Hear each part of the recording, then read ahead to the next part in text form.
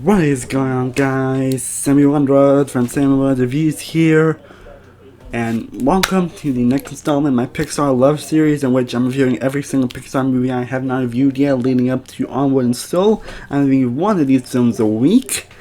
I've so far reviewed the two Toy Story movies and A Bug's Life, but now we get to some of the true greats as we get to the fourth film of the following week, that is Monsters, Inc., which is the review of the amazing director Pete Docter, who went into an amazing Pixar movies that we will definitely discuss later down the road. And this film has John Goodman, Billy Crystal, Jean Buscemi, James Corbin, Jennifer Tilly, among many others. Of course, you guys don't know the story of Monsters Inc., really have you not? Yeah, but basically it centers on Sully and Mike, two very friends who work at these factory called Factory Monsters Inc., in which they generate power by scaring human children. And then when a little small child Boo enters the factory, Sully and Mike will then return to a home for everybody finds out, while Sully develops a deep bond with this little girl. And most of that child really aren't that bad, honestly.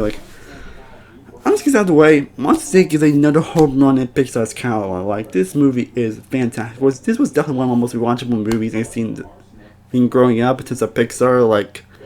While it's not truly high up in my Pixar ranking, again, trying to rank a lot of Pixar movies are pretty difficult, honestly.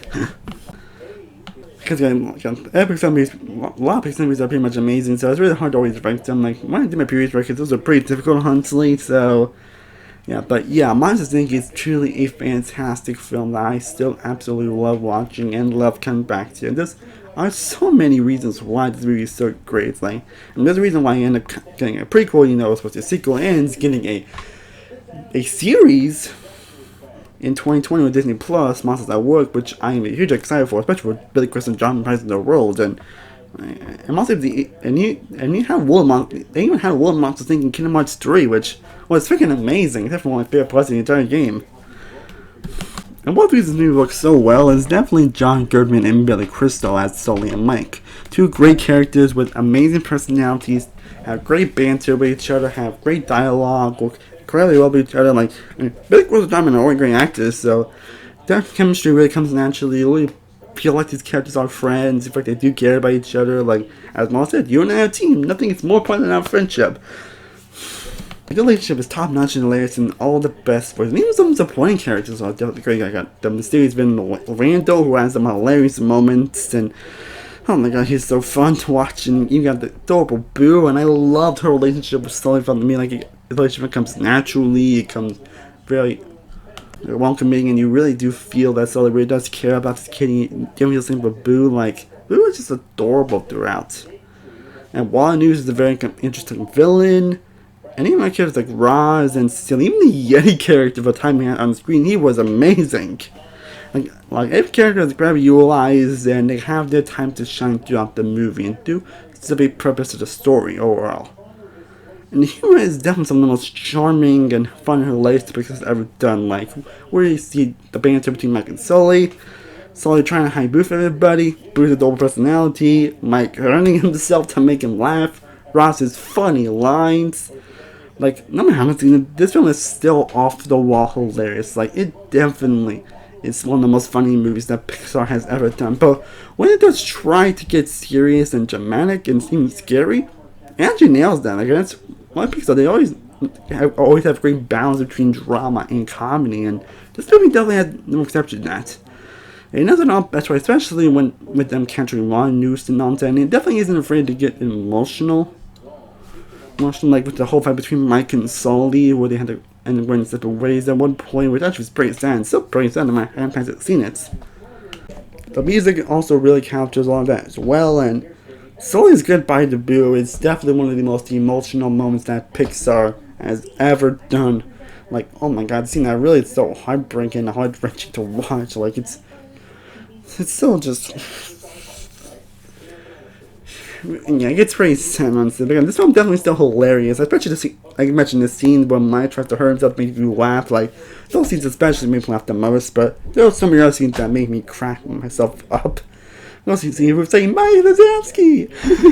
But those things again, Sully's Goodbye to Boo was great. And it's definitely interesting animation They're anyway kind of gonna make a sequel. I heard they were kind of make a sequel, and they had to make a prequel, which I'll definitely talk about down the road. See if I have it, but that prequel, and they actually managed to continue a lot in Kingdom Hearts 3, which was actually pretty compelling actually, and that's very interesting. And that was definitely my favorite parts of that game. And again, they're doing this D+D series because can't a sequel, which I'm definitely excited for. And goodbye, and basically all in all, the goodbye sequence was freaking emotional. The ending all around is also as emotional. It's hilarious, but definitely still has a lot of great emotions, dramatic moments, and the great messages that Pixar is known for. The animation is always is unique and beautiful, amazing, and wonderful to look at. Like I know my hand this movie, the jokes always make me laugh, the characters always make me smile, and the emotional moments really suck. I mean, there definitely is one scary moment where Randall suck like out boo, and that's actually pretty terrifying actually for a Pixar movie. So I give the props on that. But again, Monsters Inc. is another home run in that catalog. They're probably gonna be seeing a lot of these reviews. I mean, there's a reason why Pixar is known for being an incredible studio nowadays. But all in all, Monsters Inc. it still hits all the right notes no matter how many times I've seen it.